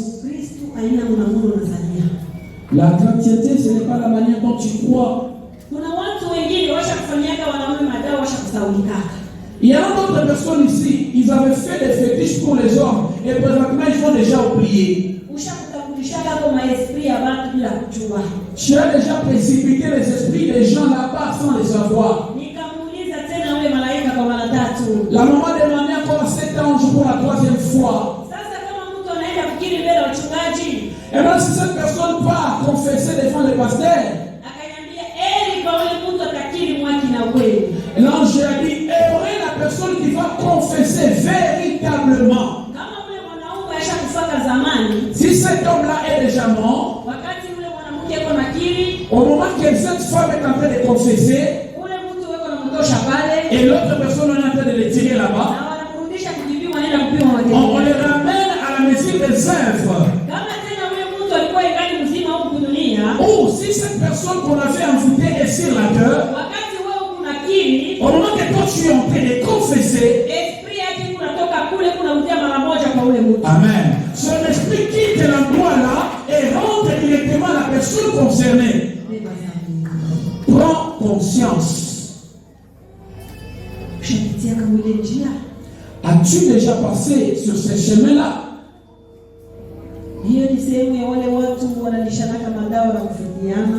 C'est lié-là, c'est lié des gens qui envoûtent déjà par des gris-gris. Alléluia. Amen. L'ange a dit à maman, avançons.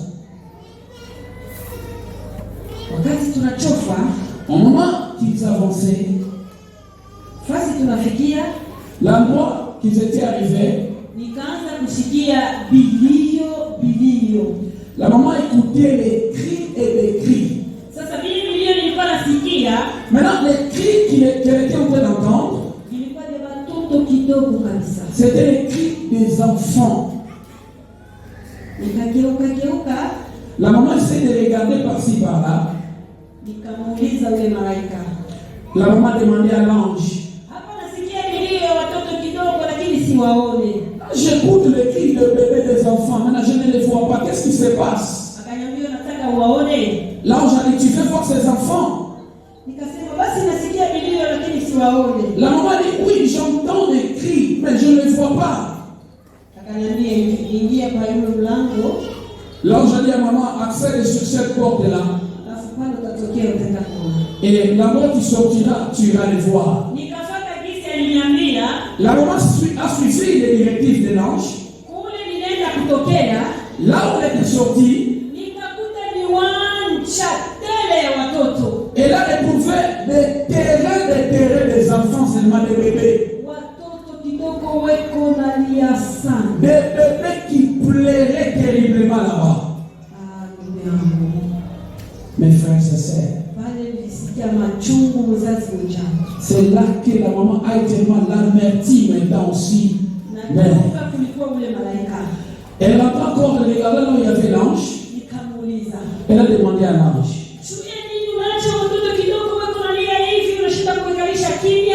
pourquoi tu laisses les bébés, les enfants en train de pleurer comme ça, sans les calmer?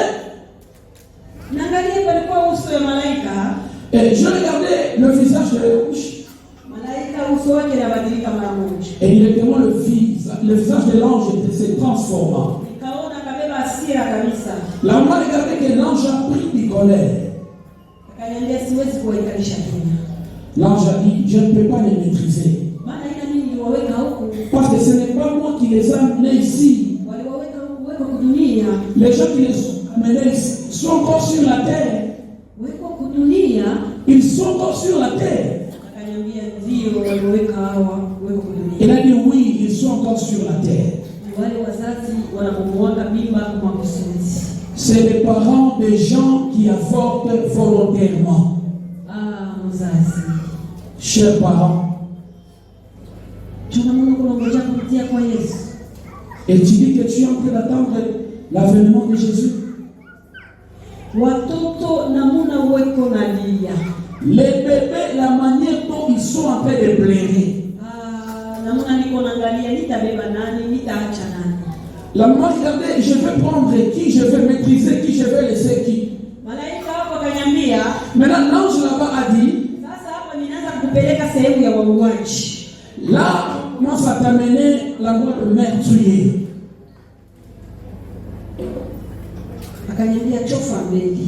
Il a dit, avance là-bas. Là-bas, il y avait des choses qui avaient découvertes, comme de petits sauts qui ont découvert. Et là maintenant, on va chercher par où elle va piétiner. Au moment là où elle marchait, elle a remarqué que son pied a tremblé. Elle a essayé de lever son pied. Elle a fini poussé là-bas. Et elle a demandé à l'ange, ici je vois le sang en train de bouillonner. kudunia weko na jidanganya kusema hii ngaliki damu ya majuma ya mwezi ni mtoto ule mbaya. C'est comme ça que les gens se trompent. Oh, c'est encore du sang. Il n'y a pas encore d'enfants ici. C'est les gens que vous voyez là-bas. Wakati ninaangalia sasa watoto pembeni. Maintenant, au moment qu'elle a regardé les enfants à côté, nikaona mtoto ule kunalia ile mkono wake kunafanya hivi. Elle a vu le bébé qui faisait qui élevait même sa main comme ça. Nikaangalia mkono wa ule mtoto nikakuta binini vitatu. Et là, regardez, dans le main de cet enfant, il y a trois comprimés. Alafu nikaanza kuzungusha macho yangu kuangalia. Maintenant, elle a commencé à tourner ses regards. Nikaona kwa huyu mtoto, elle a fait chez l'enfant ici. Nikaona hapa matumbako. Au niveau de la poitrine, il y avait des cigarettes. Kwa mtoto mwingine nikaona mapenzi ya waganga. D'autres enfants, il y avait le pince de médecin. Kwa mtoto mwingine nikaona yule madawa ya miti. Et d'autres personnes, il y avait le gris des arbres. Kila dawa yote mama alipomwaka nayo mimba iko na ule mtoto juu ya mstari. Tous les médicaments que la maman utilisait comme moyen d'avortement, la maman voyait cela. Maneno niliona ngambo za pili. Les choses que la maman a fait de l'autre côté. Na bachaka waganga wengi shauri. La maman donne beaucoup de conseils aux médecins. Unajua waganga wengi juu ya kuona uso rudi kwa tatizo. Vous savez, plusieurs médecins pour voir la face de Dieu, ce sera un problème. Lakini Yesu anakupatia neema. Mais Jésus te donne encore la grâce. Funika macho yako. Ferme tes yeux. Tunataka tuombe. On va prier. Napenda pale wiko ujifikirie kabisa. J'aimerais que là tu essayes de réfléchir. Beba zamiri fasi unajikuta. Prends conscience là où tu te trouves. Ni wewe uko na bahati. C'est toi qui as la chance ya kutubu na kupata msamaha mbele ya macho ya Mungu. De confesser et avoir le pardon devant les yeux de Dieu. Ni wakati tunataka kumulilia wetu Mungu. À cet instant, nous voulons prier à notre Père. Atusamehe makosa yetu. Qu'il pardonne nos péchés. Sijua wewe ni mwingi wa kufubala. Je ne sais pas si tu es le maïs sec. Wewe peke yako mshuhuda ya mwenendo wako. Toi-même tu es le témoin oculaire de ta vie. Wewe peke yako mshuhuda ya matendo yako. Toi-même tu es le témoin excellent de tes actes. Bahati ya kutubu ni hapa chini ya jua. La chance de confesser c'est sur la terre.